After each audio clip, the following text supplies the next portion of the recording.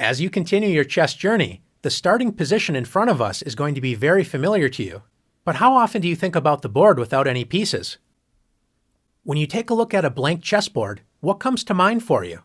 Do you consider it a canvas with unlimited potential, the beauty just waiting to be discovered? Or perhaps you see 64 squares, 32 light and 32 dark. It's very important to become familiar with the chessboard. Specifically, the chessboard looks flat, and all the squares appear the same, but not all squares are created equally. Consider the center squares E4, D4, D5, and E5. These squares are the chess mountain, the highest point on the chessboard. You want to make sure you have your fair share of the chess mountain, or inner center, and the best way to do that is planting flags, or pawns, in the center of the board. You're claiming E4 as your territory on the mountain. Black will often play E5, doing the same thing. The squares surrounding the chess mountain, or inner center, is what we call the outer center. You can consider the outer center as the chess hill, not as high as the chess mountain, but still elevated above all the other squares. When we think about developing our pieces, think about the chess mountain and hill, or inner center and outer center. We want to develop our forces to help control these critical squares. Now that we have a general idea of where we want to place our pieces, let's return White's pieces to the starting squares. Let's pretend for a moment that we can only move 2 pawns and the rest of our pieces only once. Where would you develop your forces? Thinking about the chess mountain, or inner center, we don't have to hesitate to play E4 and D4. Knights love to jump into the outer center and help control the key central squares with knight F3 and knight C3. Bishops love open diagonals, so bishop C4 and bishop F4 are natural squares for these pieces. Take a look at all of the squares these bishops control in enemy territory. Castling has a very important role in our development. For this exercise, let's consider castling as the king move. White's king wisely evacuates the center and now has 3 loyal pawns protecting it. Castling also allows us to bring our rook into the action, especially helping control the center, with a move like rook E1. Now we only have our queen and rook on A1 to move. White's queen can be well placed on E2 or D2. Let's move the queen to D2. Now White's rooks are connected, and White's queen backs up the dark squared bishop, supercharging that diagonal. Finally, we would complete our development with rook A to D1. Notice our 2 central pawns, knights, and bishops are all in the inner and outer center. White's major pieces, the queen and 2 rooks, help support the center, so in the future, White can start advancing pawns up the board. Of course, this is only a dream scenario, and our opponent certainly has something to say about this. So what does a position look like when both sides are following this strategy, activating their pieces and controlling these key squares? Let's take a look. This is a very typical opening position, and notice the balance of the forces. Both sides have pawns in the inner center, controlling their fair share of space.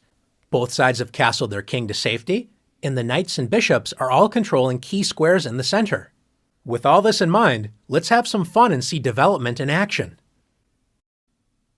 How important is it to develop our pieces to safe, active squares where they work together in harmony? When one side follows this advice and the other side ignores it, we'll soon find an answer. After E4, E5, knight F3, White combines development with attack. Black's most popular and flexible move is knight C6, developing a piece toward the center and protecting the E5 pawn. Instead, Black plays D6. Is this a good move for Black? It depends on which bishop you ask.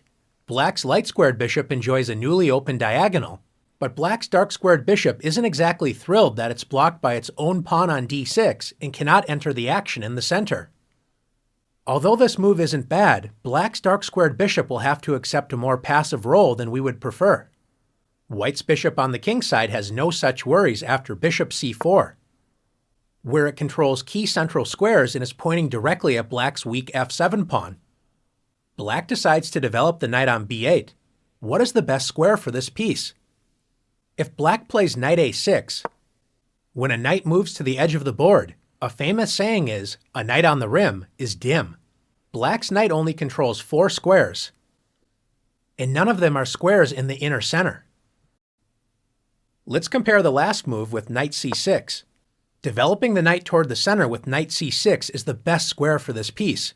It controls both e5 and d4, key central squares, and controls a total of 8 squares, twice as many as it controlled on the edge of the board. Black selected a third option and played knight d7. The knight only protects the e5 square in the center, so it's less active. And now Black's light-squared bishop cannot move. White continues to demonstrate positive development with knight c3. And once again, Black makes a passive knight move with knight e7. Instead of working together, Black's pieces are standing in each other's way.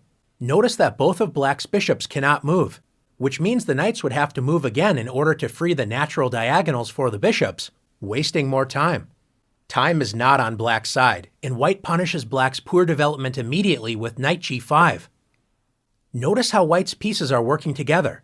The knight on g5 joins the light-squared bishop in attacking the weak f7 pawn. White's knight on c3 and pawn on e4 join the light-squared bishop in protecting the key d5 square, which means if Black plays the best move in a bad position, d5, White can simply capture the pawn and win material.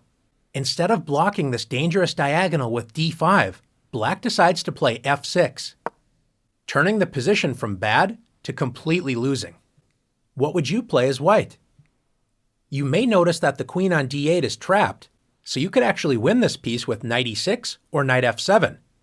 But is there an even stronger move to play? If you found bishop f7, checkmate. Great job. The king cannot capture the bishop as it's protected by the knight on g5. Black's pieces smother its own king, so it's game over. Now that you've learned the importance of developing your pieces rapidly toward key central squares and using your pieces to work together as a team, you're ready to show off your skills in the challenges.